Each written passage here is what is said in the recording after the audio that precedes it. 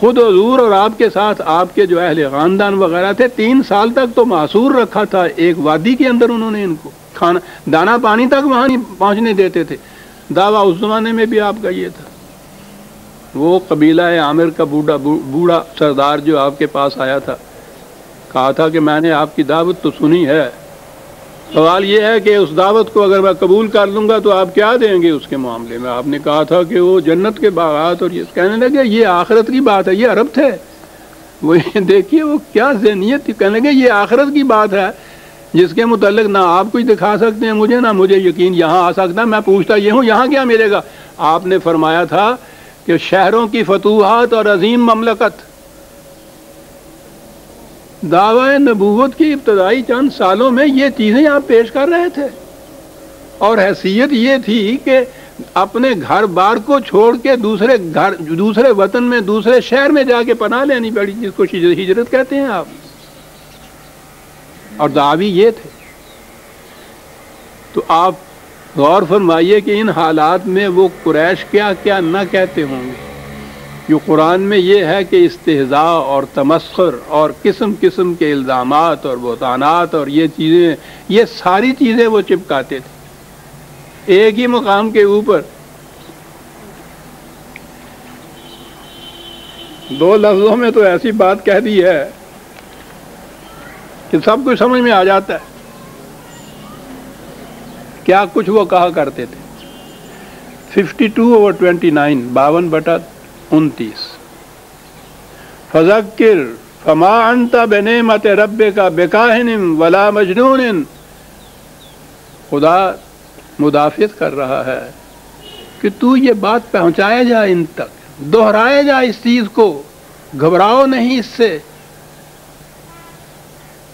خدا اس کی شہادت دیتا ہے کہ تو اس کی نعمتوں سے نوازا گیا ہے، اس لیے تو کاہن نہیں ہے۔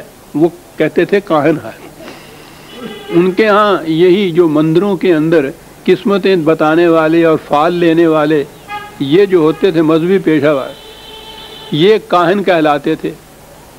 کچھ تو یہ کہتے تھے کہ یہ ان میں سے ہی ہے جو بیٹھا ہوا قسمتیں بتایا کرتا ہے، اور اسی بنا پہ بھی یہ کہہ رہا ہے کہ صاحب اتنی بڑی مملکت تمہارے حصے میں آ جائے گی، خود رہنے کے لیے گھر نہیں مل رہا میاں کو، یعنی بقول ان کے۔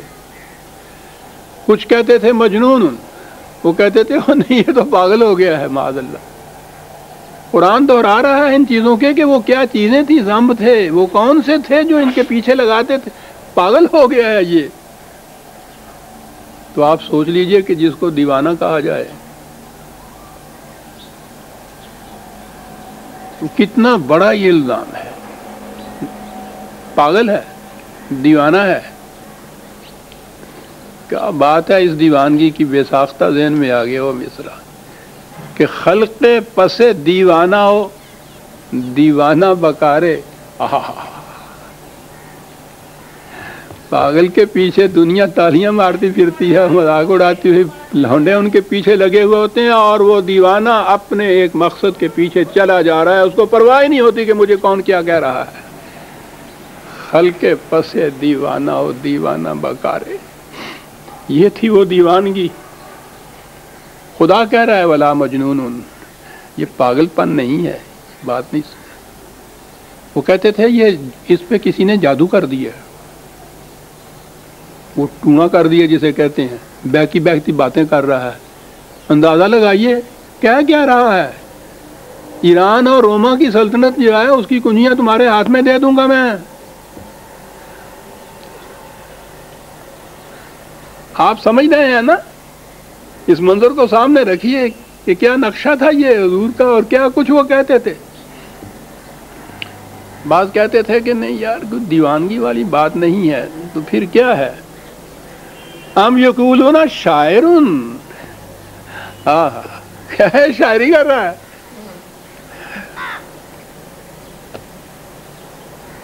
شاعری کے معنی ہے تخیلات کی دنیا کے اندر گم ہوا۔ شاعروں کو بھی تو دیکھیے نا، وہ کہیں اپنے آپ کو اللہ تک پہنچائے ہوئے ہوتے ہیں، وہ اپنے آپ کو شہنشاہ عظیم سمجھتے ہیں۔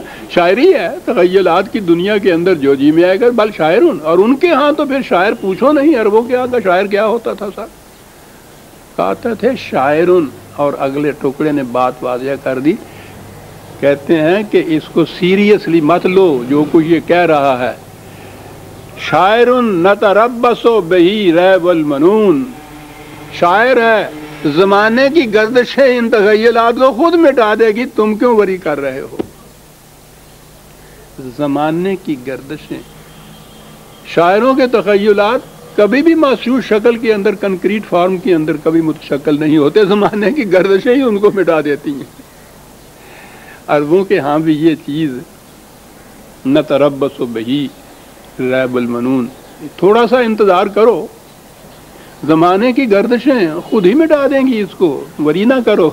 جواب ملتا ہے قل، خدا کی طرف سے، تربصو، میں بھی یہ چاہتا ہوں کہ تم انتظار کرو، انی معکم من المتربصین، اور میں بھی انتظار کرتا ہوں اپنی طرف، کرو انتظار، میں بھی انتظار کرتا ہوں. قل اعملوا علی مکانتکم انی عامل، تم اپنے پروگرام کے مطابق کرو جو کچھ کرنا ہے. مجھے تو خوشی ہوئی جو تم نے کہا ہے کہ انتظار کرو، میں تو چاہتا ہی ہوں.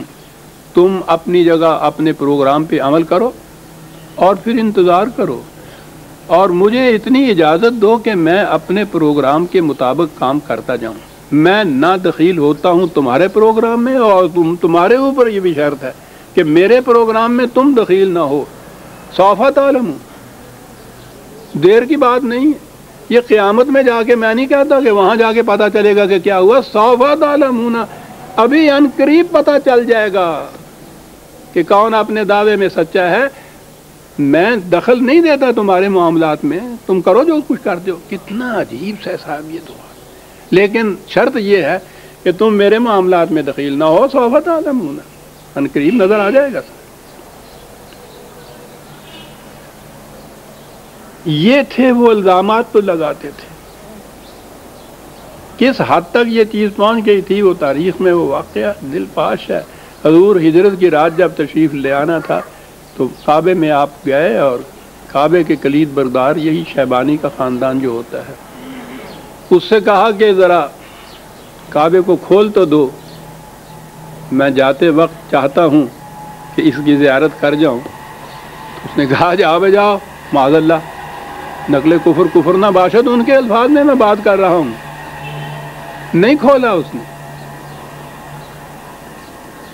آپ نے کہا کہ ٹھیک ہے شیبانی، آج تم نے یہ نہیں کھولا، وہ وقت آئے گا کہ کعبے کی کنجی میرے ہاتھ میں ہوگی، اور میں اسے جس کے ہاتھ میں دے دوں گا قیامت تک کوئی اس سے چھین نہیں سکے گا. اپنے دعوی کی صداقت پر یہ یقین تھا، یہ ایمان تھا. عام الفاظ میں جنہیں پیشین گوئیاں کہتے ہیں، یہ وہ بات نہیں تھی. یقین تھا اس امر کا کہ جس پروگرام کو میں لے کے اٹھا ہوں یہ انتہا تک پہنچنا ہے، اس نے کامیاب ہونا ہے، اور اس کا نتیجہ یہ ہونا ہے. لیکن وہ تو مذاق کرتے تھے.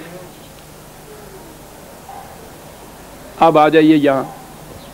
کہا یہ جو فتح مبین تمہیں حاصل ہوئی ہے، اس کا نتیجہ یہ ہوگا کہ یہ جتنے الزامات تمہارے خلاف لگاتے تھے نا اس سے پیشتر، وہ ان فتوحات کا جو منظر ہے وہ ان کو دھو ڈالیں گے. الزاموں کو خود مانیں گے کہ نہ یہ ساحر تھا، نہ یہ مجنون تھا، نہ یہ کاہن تھا، نہ یہ شاعر تھا، یہ تو سچ کہتا تھا.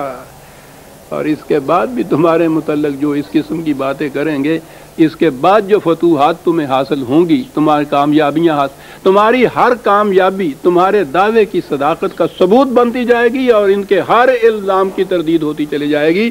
اس لیے یہ جو ہم نے فتح مبین تمہیں دی ہے، کاہے کے لیے دی ہے؟ لِیَغْفِرَ لَكَ اللَّهُ مَا تَقَدَّمَ مِن ذَنبِكَ وَمَا تَأَخَّرَ، تاکہ یہ ان الزامات کی تردید کر دیں، دھو ڈالیں ان الزامات کو جو تیرے پیچھے یہ لگاتے چلے آ رہے تھے آج تک، کہ ذرہ ناچیز و تعمیل بیابان مولا. دعوی ملاحظہ فرماؤ ان کی پوزیشن کیا ہے اور دعوی کیا ہے. یہ سارے الزامات جو ہیں یہ فتح مبین جو ہے، اور اس کے بعد جتنی بھی فتوحات حاصل ہونے والی ہیں وہ ساری ان الزامات کو دھو ڈالیں گی جو تمہارے خلاف یہ لگاتے تھے. وہ بہتان جو